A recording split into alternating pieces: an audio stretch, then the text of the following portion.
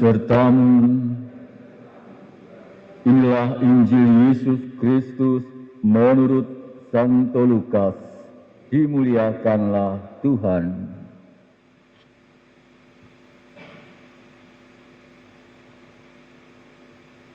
Pada suatu hari Sabat, Yesus masuk ke rumah ibadat lalu mengajar. Di situ ada seorang yang mati tangan kanannya. Ahli-ahli Taurat dan orang-orang Farisi mengamati Yesus. Kalau ia menyembuhkan orang pada hari Sabat, agar mereka mendapat alasan untuk menyalahkan dia. Tetapi Yesus mengetahui pikiran mereka. Ia berkata kepada orang yang mati tangan kanannya, "Bangunlah dan berdirilah di tengah." Maka bangunlah orang itu dan berdiri di tengah. Lalu Yesus berkata kepada mereka, "Aku bertanya kepada kalian, manakah yang diperbolehkan pada hari Sabat, berbuat baik atau berbuat jahat, menyelamatkan orang atau membinasakannya?" Sesudah itu ia memandang keliling kepada mereka semua, lalu berkata kepada orang sakit itu, "Ulurkanlah tanganmu." Orang itu mengulurkan tangannya dan sembuhlah ia. Maka meluaplah amarah ahli-ahli Taurat dan orang Farisi. Lalu mereka berunding, apakah yang akan mereka lakukan terhadap Yesus. Demikianlah Injil Tuhan. Terpujilah Kristus.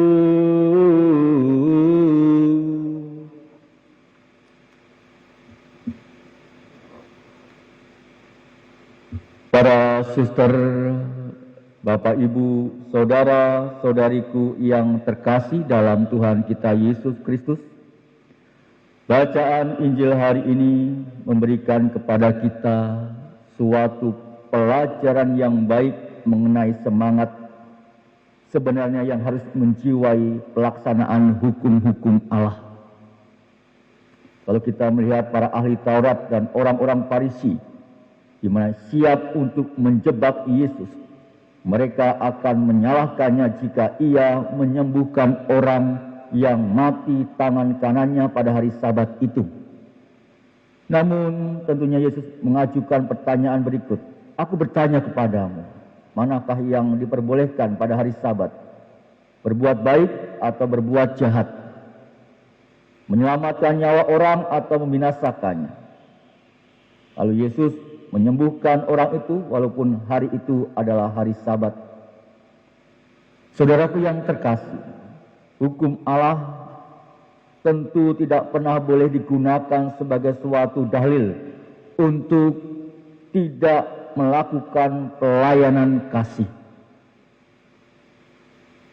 Sebaliknya, di mana dalam Injil hari ini orang Farisi walaupun mereka menjunjung tinggi hukum Allah dengan seksama, namun orang-orang Farisi tidak melakukan atau melupakan nilai sentralnya, yaitu cinta kasih. Saudara terkasih, jika kita sungguh ingin mematuhi hukum-hukum Allah, maka kita harus belajar bahwa cinta kasih ataupun kasih itu adalah perintah yang pertama dan utama dalam diri kita sebagai orang Katolik. Kita juga harus jujur dan juga tulus dengan diri kita sendiri. Kita harus mengasihi dan juga bertindak karena kasih itu, walaupun menyakitkan, barangkali karena tindakan kita tidak populer dengan pihak-pihak yang berkuasa. Seperti halnya Kristus dengan orang-orang Farisi pada waktu itu. Tentu kasih harus merupakan tolak ukur pertama dalam hal kepatuhan kita kepada semua hukum yang berlaku. Dengan demikian tentunya iman kita ini iman yang penuh belas kasih, iman yang memberikan kasih kepada setiap orang, dan juga menghidupi orang itu dalam cintanya. Marilah kita mohon kepada Tuhan agar kita dimampukan semua tentunya ajaran-ajaran Tuhan Yesus kita jalankan dalam penuh kasih itu sendiri. Kemuliaan kepada Bapa dan Putra dan Roh Kudus